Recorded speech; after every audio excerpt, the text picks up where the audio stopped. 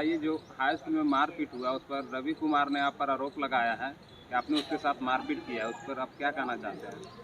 मैं कहना चाहता हूं कि मैं उदय सिंह उर्फ रसूलुल्लाह सिंह, व्यावसायिक संघ अध्यक्ष फतेहपुर। मैं कहना चाहता हूं कि रवि साहब के द्वारा जो भी आरोप मेरे ऊपर लगाया जा रहा है वो सारा झूठ और बेबुनियाद है।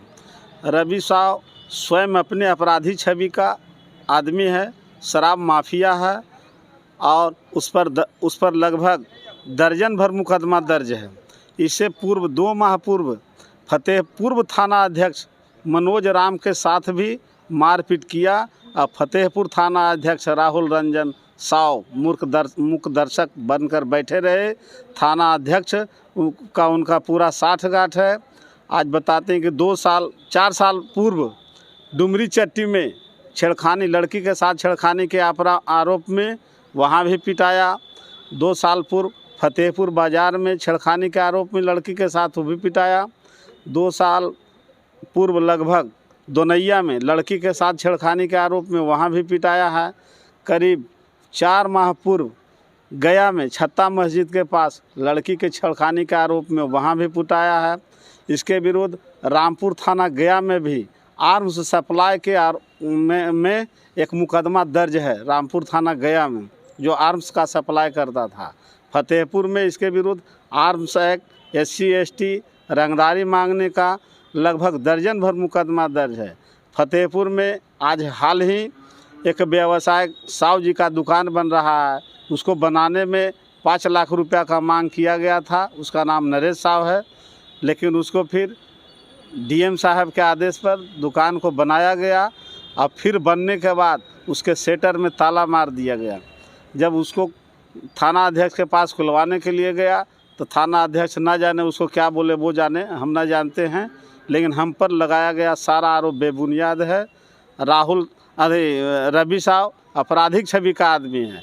और फतेहपुर के मैच के बारे में हमको पता चला है कि क्रिकेट टूर्नामेंट का जो फाइनल मुकाबला था शीतलपुर और बिरयानी हाउस, परदेसी बिरयानी हाउस के बीच, हम थे नहीं, लेकिन हमको पता चला है कि कुछ 4 ओवर शायद था कि 4 ओवर के बाद आवेंगे तो प्लेयर एंट्री नहीं होगा। लेकिन 4 ओवर का 1 बॉल की तो बचा हुआ था, तो उसका कुछ प्लेयर, परदेसी बिरयानी हाउस के प्लेयर कुछ आए थे जिसको इन लोग ने प्रवेश करना चाह रहा था। लेकिन इस आदर्श क्रीड़ा परिषद के आयोजक कर्ता रोशन कुमार, उसका भाई गुंजन कुमार और दीपक कुमार ने माइक से अनाउंस किया कि शीतलपुर के कैप्टन CP खान ना घबराएं, आपके साथ हम लोग हैं, आप मुस्तैदी से लड़ें। इसी बात को लेकर के कुछ दोनों टीम में हो रहा था।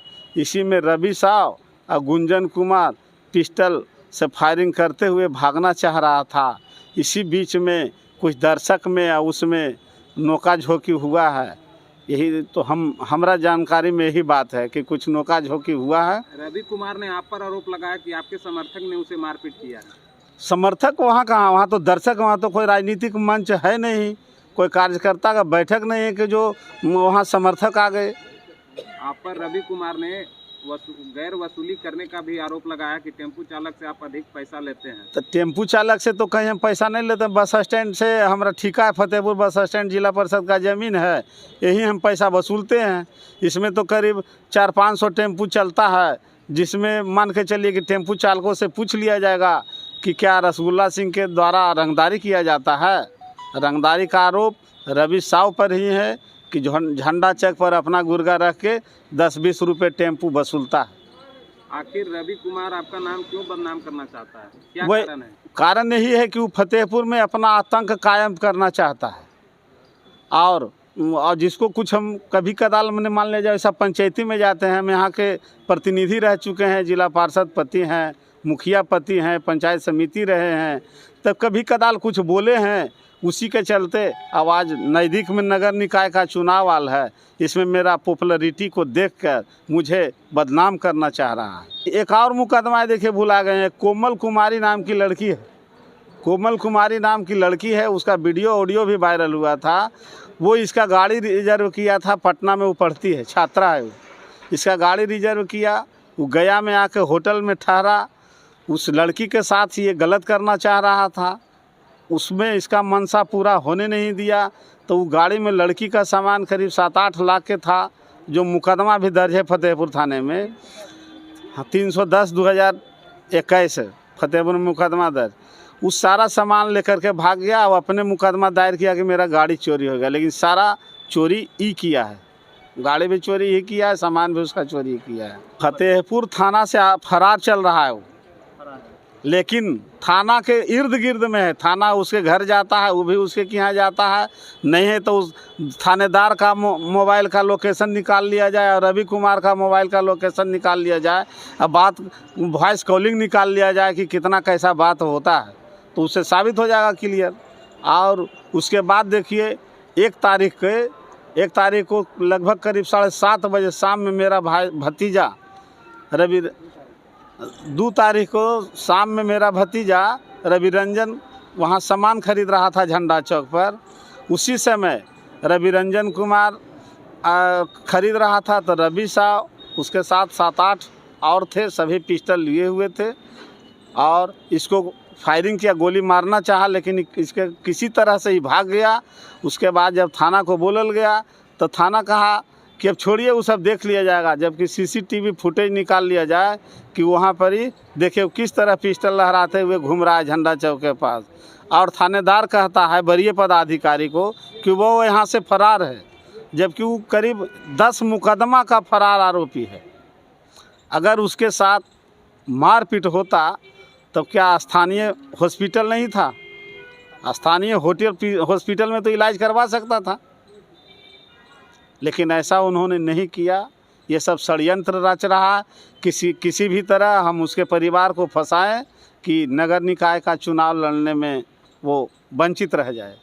उसका मुख्य मेरे और मेरे परिवार के विरुद्ध किसी भी समय राहुल रंजन फतेहपुर थाना अध्यक्ष एवं रवि साहब और रवि साहब के गुर्गे लोग मिल के हमरा परिवार के हत्या कर सकता है। सुनने में आ रहा है कि हत्या के लिए ये लोग षड्यंत्र रच रहा है।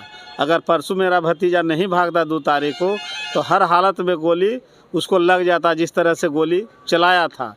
इसमें 16 जना भागीदारी फतेहपुर थाना अध्यक्ष का है, इसलिए कि 8-8, 10-10 केस का फरार आरोपी थाना में आ रहा है, जा रहा है, पूरा षड्यंत्र है। इसलिए मैं वरीय पदाधिकारी महोदय से अनुरोध करूंगा, निवेदन करूंगा कि मुझे सुरक्षा प्रदान करें और इसकी सच्चाई से जांच कराएं, वरीय टीम गठित करके और दोषियों के विरुद्ध कार्रवाई की जाए।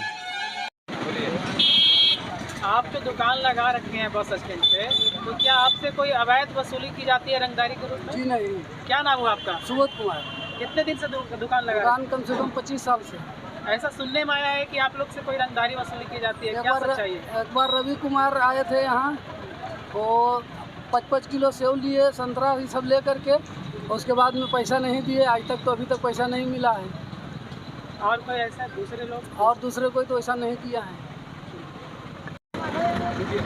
कमलेश ही नाम है। आप लोग से जबरन पैसा वसूली की जाती है? नहीं तो जब मन होता जब देते हैं, नहीं मन होता नहीं देते हैं। कितने दिन से ऑटो चला रहे हैं? आप करीब लमसम 20 बरस।